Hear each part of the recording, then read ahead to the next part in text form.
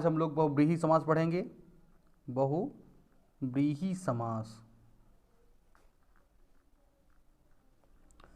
बहुव्रीहि समास क्या होता है या किसे कहते हैं? जिस पद में या जिस शब्द में दोनों शब्द मिलकर एक नया अर्थ प्रकट करते हो, अर्थात ऐसे शब्द जो एक नया शब्द प्रकट करते हैं, अर्थात प्रथम पद एवं द्वितीय पद मिलकर एक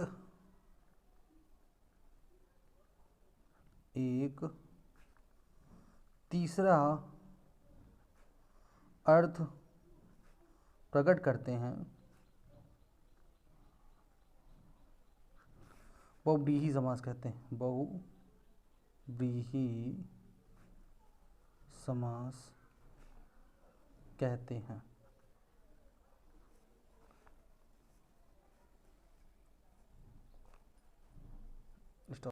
जैसे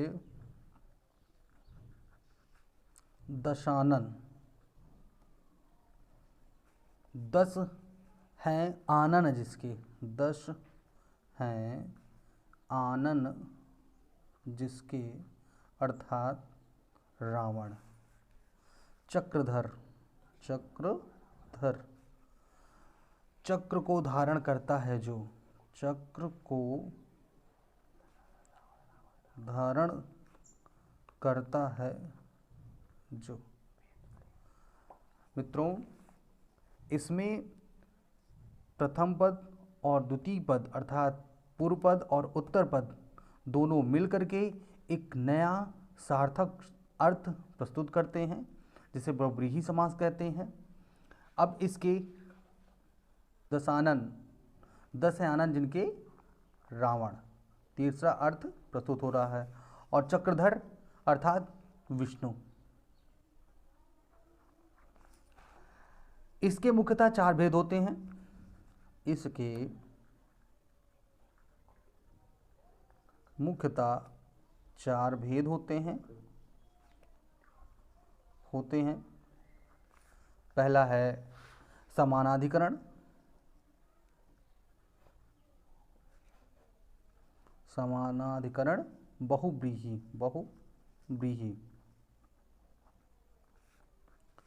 दूसरा है व्यधिकरण,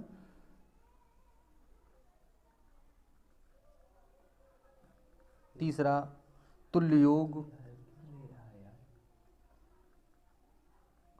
एवं चौथा है व्यतिहार।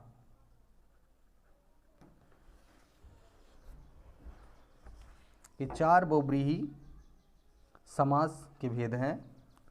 पहला बात करते हैं समानाधिकरण।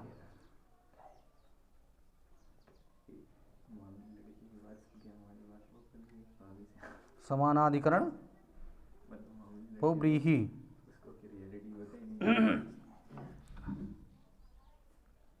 बहुव्रीहि जैसा समान विभक्ति वाले शब्द को, समान विभक्ति वाले शब्द को समानाधिकरण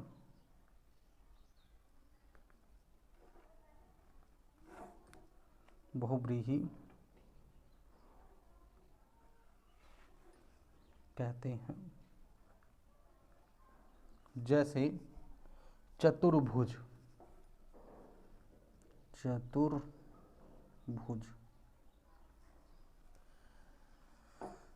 चतुर्भुज में देख लीजिए, चतुर अर्थात चतुर प्लस भुज, पूर्व पद उत्तर पद मिलकर के एक तीसरा अर्थ बना रहे हैं जो विष्णु होते हैं, जिन्हें विष्णु कहा जाता है। समान विभक्ति वाले दोनों समान विभक्ति के शब्द हैं, इसलिए ये समानाधिकरण होते हैं। जैसे चतुर्भुज, चतुर्भुज में पूर्व पद है चतुर्थ और उत्तर पद है भुज, जिसका दोनों का मिला करके जो शब्द बनता है उसे विष्णु कहते हैं, अर्थात इसका तीसरा अर्थ विष्णु है।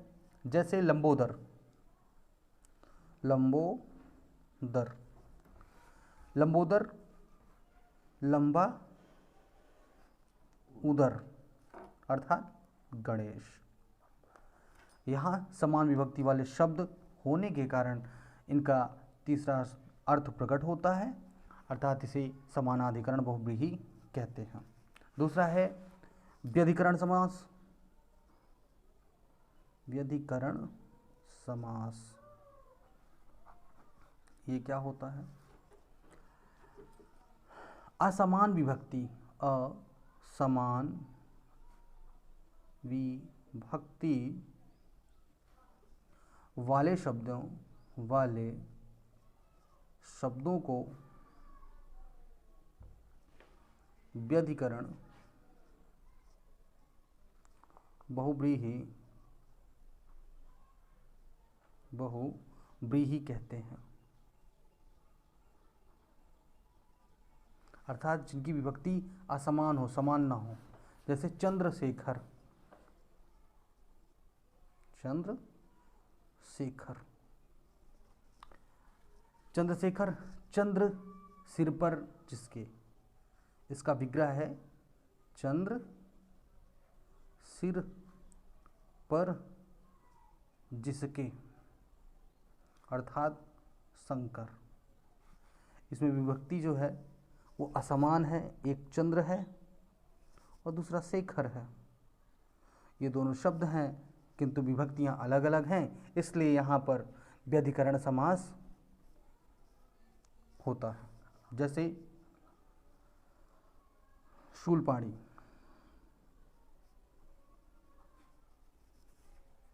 शूल है पाणी जिसके, शूल है पाणी जिसके, अर्थात शंकर। अगला है तुल्य बहुव्रीहि। तुल्य बहुव्रीहि, तुल्य बहुव्रीहि मतलब जिस समास का पहला पद, जिस समास का पहला पद सहबोधक हो, सहबोधक होता है उसे तुल्य बहुव्रीहि कहते हैं। इसे तुल्य योग बहुव्रीहि कहते हैं, तुल्य योग बहुव्रीहि, तुल्य योग बहुव्रीहि। जैसे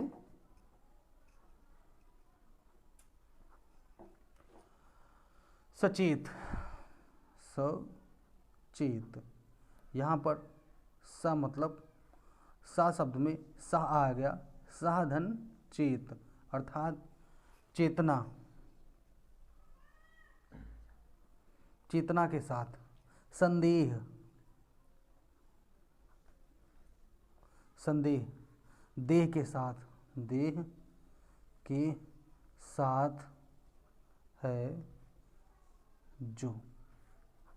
सचेत में चेतना अर्थात चेत के साथ है जो, चेत के साथ है जो।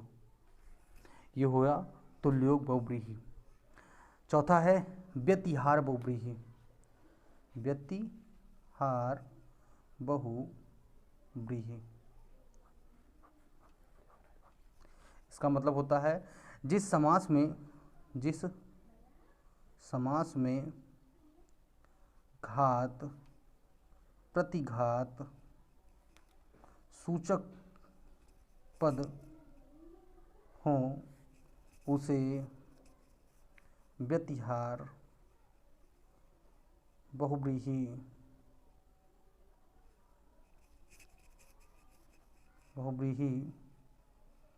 कहते हैं। जैसे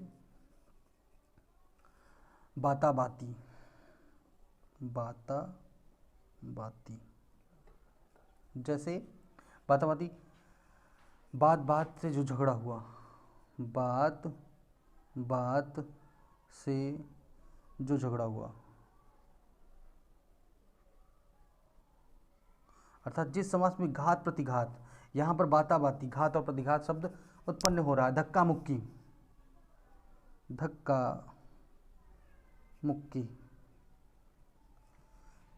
अर्थात धक्कों से जो लड़ाई हुई, धक्कों से जो लड़ाई हुई। मित्रों, ये बहुव्रीहि समास है। आज हम बहुव्रीहि समास के चारों भेद पढ़े। वीडियो को लाइक और सब्सक्राइब करते रहिए।